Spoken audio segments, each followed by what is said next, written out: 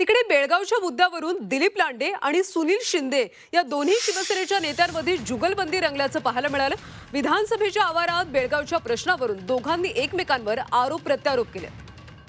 दरम्यान या दोन्ही नेत्यांशी संवाद साधलाय आमचे प्रतिनिधी कपिल राऊत।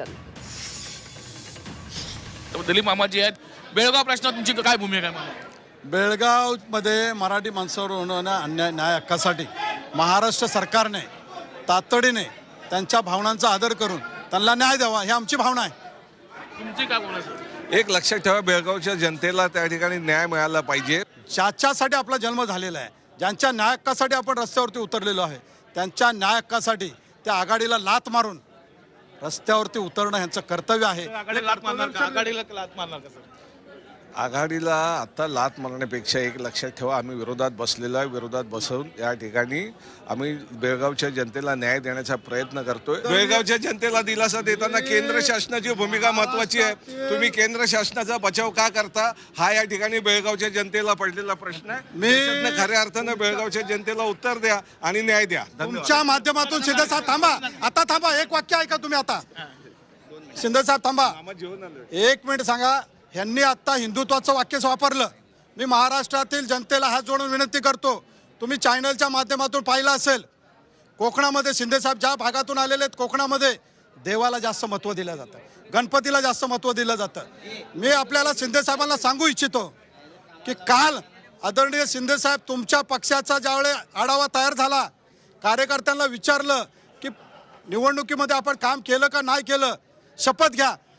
यांच्या पक्षाचे कार्यकर्ते मंदिरात न जाता दर्ग्यात जाऊन शपथ घेतात। हे हिंदुत्व आहे?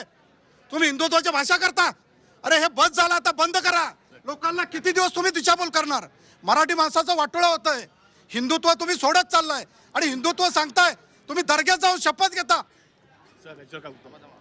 एक लक्षात ठेवा, हाताला काम आणि हृदयात राम हे आमचं हिंदुत्व ही भूमिका आम्ही आमच्या नेत्यांनी कधी स्पष्ट केलेली आहे, लक्षात ठेवा। आणि दुसरी गोष्ट, ज्या दिवशी हाताला बेळगावला एकनाथ शिंदे जाणार का? बेळगावला एकनाथ शिंदे जाणार, एकनाथ शिंदे साहेब तिकडे पोहोचणार, मराठी माणसासाठी लढणार। परंतु हे काल दर्ग्यात गेले, हे ह्यांचं हिंदुत्व कुठं आहे?